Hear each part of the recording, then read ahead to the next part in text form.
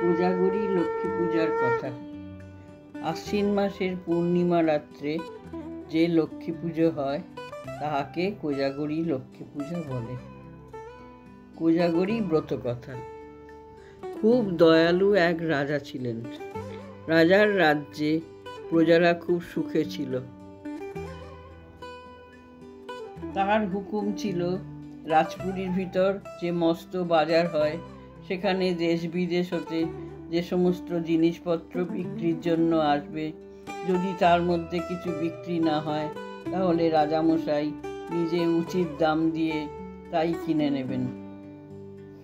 একদিন সেই বাজারে অন্য রাজ্যের একজন কামার একটি লোহার মেয়ে তৈরি করে বিক্রি করতে আনে, কিন্তু সে আর কেউ কিনতে চায় না। তখন সেই কামার লোহার মূর্তিটা নিয়ে রাজ্যের পথে পথে ফিরিওয়ালাদের মতো ফিরি করে বেড়াতে লাগলো আর বলতে লাগলো, ওগো, কেউ তোমরা অলক্ষ্মী কিনবে গো? রাজার কানে এই খবর যেতেই রাজা কামারকে ডাকিয়ে ন্যায্য দাম দিয়ে সেই মেয়ের মূর্তিটি কিনে একটা ঘরের ভিতর রেখে দিলেন।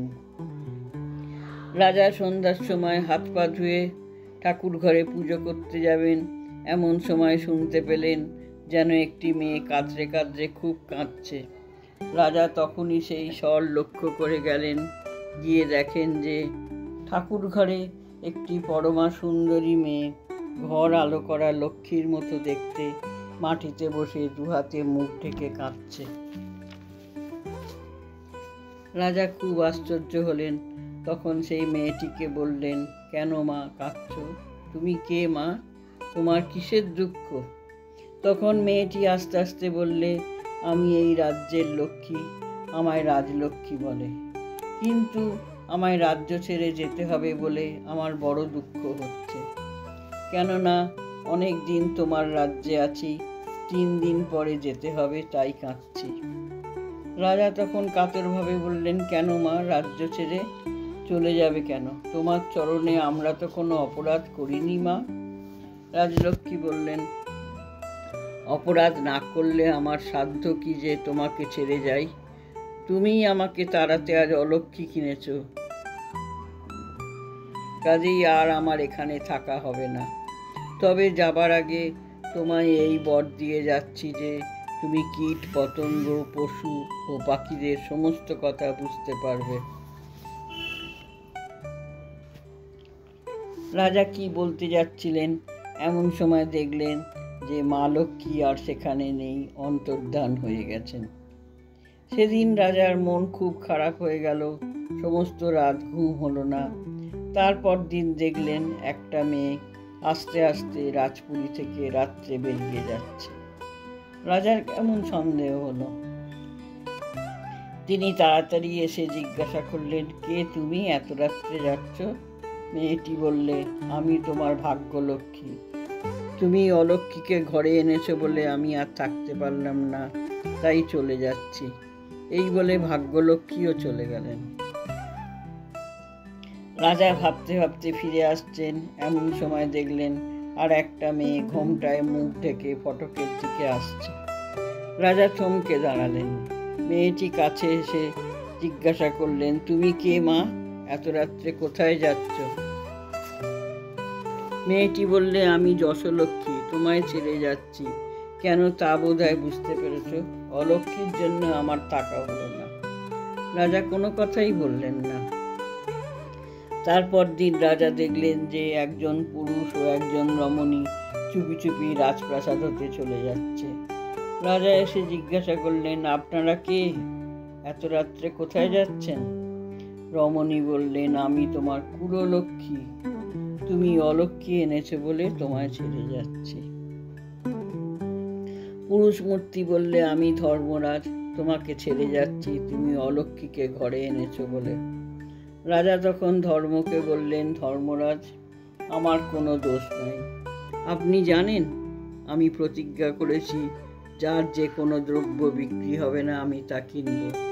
সেই প্রতিজ্ঞা রক্ষার জন্য অলক্ষ্মীকে কিনেছি। ধর্ম আমি কেমন করে ছাড়ব? আপনার ভরসাতে রাজলক্ষ্মী, ভাগ্যলক্ষ্মী, যশলক্ষ্মীকে যাবার সময় বাধা দিই নাই। কুললক্ষ্মীও আপনার সঙ্গে যাচ্ছেন, তাকেও আমি বাধা দিই নাই, কিন্তু আপনাকে আমি বাধা দিচ্ছি। আমি ধর্ম ত্যাগ করি নাই, আমি ধর্মের মর্যাদা অক্ষুণ্ণ রেখেছি, সুতরাং আপনার যাওয়া হবে না। রাজার কথায় ধর্ম আর যেতে পারলেন না, কুললক্ষ্মী চলে গেলেন। এমনি করে কিছুদিন যায়, রাজার অবস্থা দিন দিন খুবই খারাপ হতে লাগলো। রানীর মহা ভাবনা হলো। রানী কাছে বসে রাজাকে খাওয়াতেন। রাজা যখন খেতে বসতেন তখন কালো পিঁপড়ে এসে রাজার পাতের চারদিকে জমা হতো। রাজার মুখে কিছু ভালো লাগে না। তিনি একদিন খেতে খেতে রানীকে বললেন, দেখো, রাঁধুনিকে বলে দিও যেন আমার কোনো তরকারিতে সে ঘি না দেয়। রাত্রিতেও যখন রাজা খেতে বসলেন তখন সেই সব পিঁপড়ে পাতের চারদিকে ঘুরে ঘুরে বেড়াতে লাগলো। পিঁপড়েদের ভেতর যে বড় ছিল সে অন্যদের বললে, দেখো ভাই, অলক্ষ্মী কিনে আমাদের রাজা গরিব হয়ে গেছে। আহা, কি কষ্ট, রাজার ভাগ্যে ঘিও জোটে না। রাজা শুনে তো হেসে ফেললেন। রানী সুমুখে বসেছিলেন, হঠাৎ রাজাকে হাসতে দেখে বললেন, এ কি মহারাজ, খেতে খেতে হঠাৎ অমন করে হাসলেন কেন? রাজা বললেন, রানী, সে কথা শোনবার উপায় নেই, বললেই আমার মৃত্যু হবে। রানীর বিশ্বাস হলো না, তিনি কিছুতেই ছাড়লেন না। বললেন, ওসব আমি শুনব না, আপনাকে বলতেই হবে। রাজা বললেন, বেশ, যদি তুমি আমায় না চাও আর আমার মৃত্যুতে সুখী হও, তবে চলো গঙ্গার তীরে যাই, সেখানে সব কথা বলবো। রানী সেই রাত্রিতে রাজার সঙ্গে গঙ্গার ঘাটে এসে রাজাকে বললেন, এইবার বলুন। রাজা বললেন, তাহলে তুমি আমায় চাও না? হাসবার কারণটাই শুনতে চাও? রানী বললেন, নিশ্চয়ই, আমি জানতে চাই কেন আপনি খেতে খেতে হেসে উঠলেন। এমন সময় ঘাটের পাশে জঙ্গলের ভেতর থেকে একটা ছাগলি চড়তে চড়তে একটা ছাগলকে বললে, দেখ দেখ, ওই গঙ্গার জলে কেমন এক বোঝা ঘাস ভেসে যাচ্ছে, আমায় এনে দাও না, আমি বেশ মনের সুখে খাবো। ছাগল বললে, খেপেছিস? অগাধ জলে ঘাস ভেসে যাচ্ছে, কে আনবে? শেষে কি প্রাণটা দেব? এই কথা শুনে রাজার কেমন চমক ভেঙে গেল। তখন তিনি রানীকে সেই জঙ্গলের মধ্যে ফেলে রাজ্যে ফিরে এলেন। রানীর কোনো খোঁজই নিলেন না। রানীর কষ্টের সীমা নাই, কেঁদে কেঁদে সেই জঙ্গলের মধ্যে বেড়ান। এমনি করে কিছুদিন যায়।